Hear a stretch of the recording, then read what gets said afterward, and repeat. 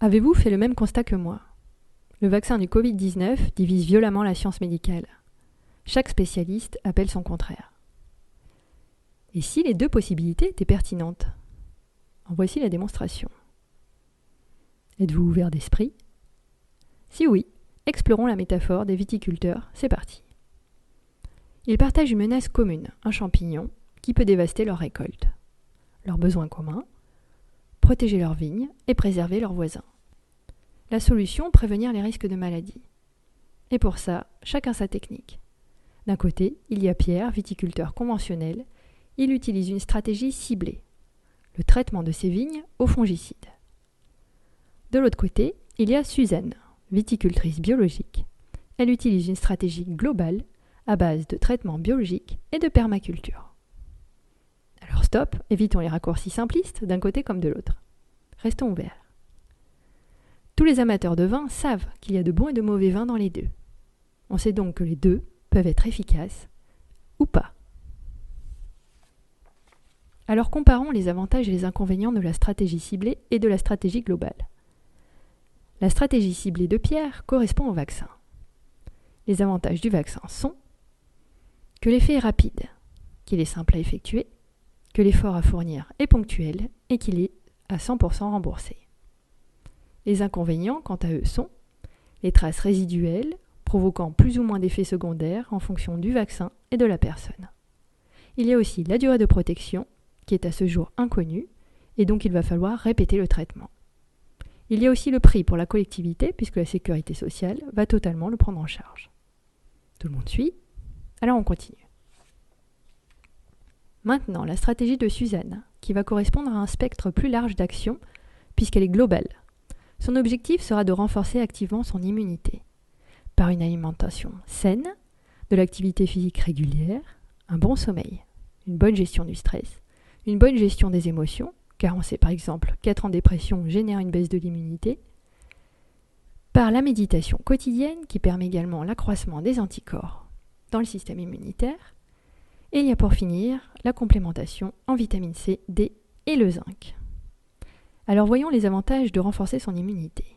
D'abord, aucune trace résiduelle ou d'effets secondaires sur le corps.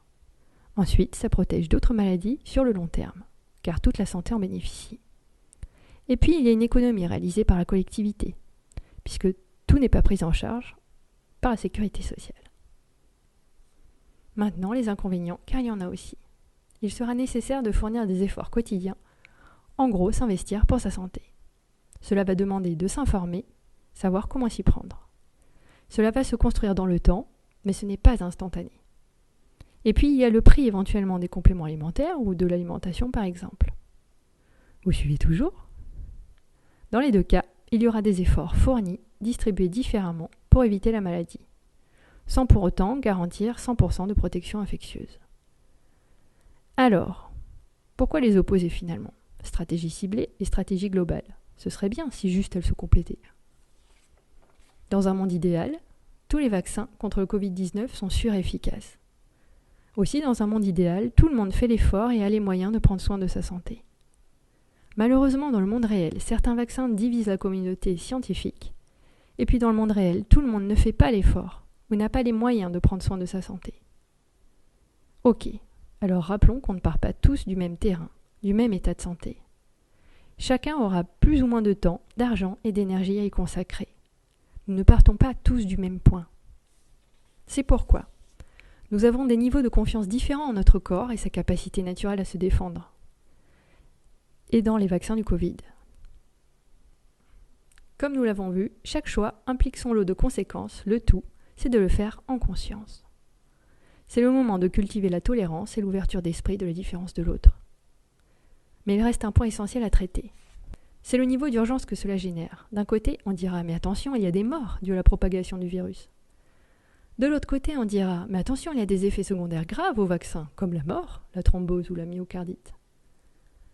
Alors est-ce qu'on peut se mettre d'accord sur le fait qu'une victime directe ou collatérale, c'est pareil ? Une victime reste une victime. Dans les deux cas, il est recensé à ce jour, officiellement, tout du moins de 1% de morts. Dans les deux cas. Ok ? C'est pourquoi la liberté de choix est essentielle, car nous sommes tous différents. Nous voulons tous prendre soin de nous-mêmes et de ceux que nous aimons. Seuls les moyens diffèrent.